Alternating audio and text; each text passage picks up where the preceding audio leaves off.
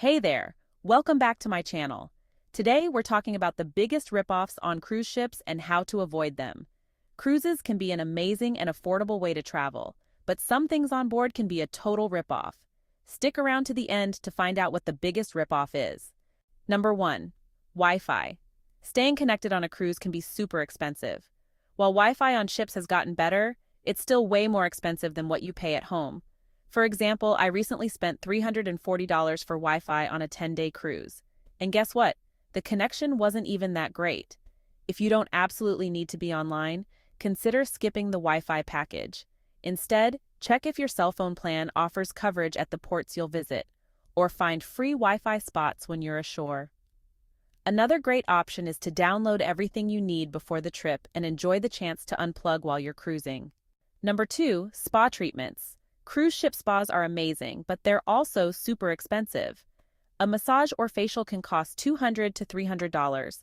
Plus, they add an extra tip of about 18%. And don't be surprised if they try to sell you pricey products after your treatment. If you really want a spa day, try booking on a port day when prices are lower since the spa is less busy. Another idea is to get a thermal spa pass, which lets you use the spa's relaxing areas for your whole trip. It's still not cheap, but it can give you more value than a one-time treatment. Number 3, art auctions. Most cruise ships have art galleries and auctions where you can bid on paintings and other artwork. They might even offer free champagne to get you to join in. But the truth is, the artwork on cruise ships usually isn't worth much, and it's easy to spend way more than you plan during an auction. If you love art, enjoy the free champagne and browse for fun, but think twice before buying anything. Chances are you can find better deals on art at home without the pressure of bidding during a cruise. Number 4, solo traveler fees. Cruising alone can be relaxing, but it can also cost you more. Most cruise lines charge a solo supplement, which means you pay extra for staying in a cabin by yourself. This fee can be as much as 100% of the price for a second person, basically doubling your cost. Some ships now have special solo cabins which don't require this extra fee, but these can still be pricey. If you're traveling solo, try working with a travel agent to find deals or look for cruises with lower demand, as they sometimes reduce the solo fee. Planning ahead can help you save a lot. Number 5, paid onboard thrills. Cruise ships are packed with fun activities like go-karts, water slides, zip lines, and even roller coasters. But here's the catch, they often cost extra. These attractions can be really pricey for just a few minutes of fun. For example, a single ride on a roller coaster might cost $15 to $20, and go-karts can be $15 or more per session. If you're cruising with kids, the cost can add up fast. While these activities can be exciting, think about whether they're worth the price. There are plenty of free things to do on the ship, so you don't have to spend extra to have a great time. Number 6, cruise line excursions. Cruise lines offer a lot of excursions at each port, but they can be way more expensive than booking the same activities on your own. These tours are usually run by trusted companies, and the cruise line guarantees you'll get back to the ship on time, which is nice. But if you want to save money, look for independent tour companies instead. They're usually cheaper and still a lot of fun. Just make sure to plan ahead and leave plenty of time to get back to the ship so you don't miss it.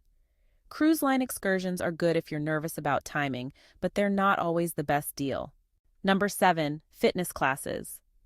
Most cruise ships have fitness centers that are free to use and loaded with equipment like treadmills, bikes, and weights.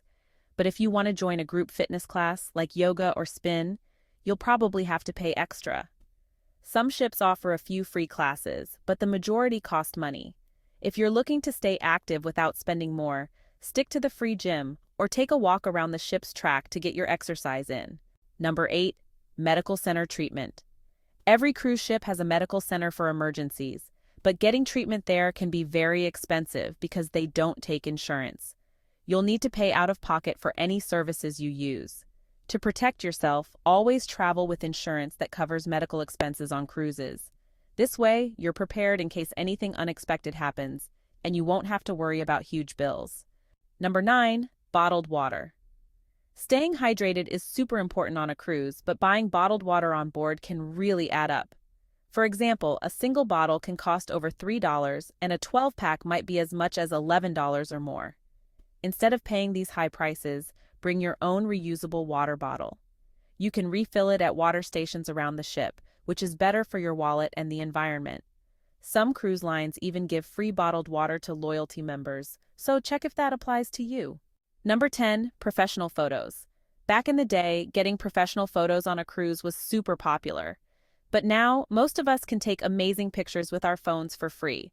Cruise photographers still try to take your picture, but buying those prints is expensive, usually about $20 per photo.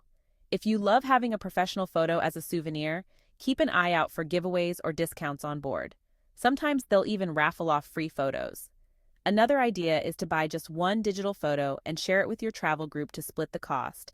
Otherwise, stick to your phone and save your money. Number 11, onboard shops. The shops on cruise ships can be fun to browse, but be ready to pay high prices. While souvenirs like t-shirts might be reasonably priced, everyday items like sunscreen, toothpaste, or over-the-counter medicine can cost almost double what you'd pay on land. If you think you'll need things like toiletries or medicine, pack them before your trip to avoid these high prices. The shops are convenient, but you'll save a lot by planning ahead.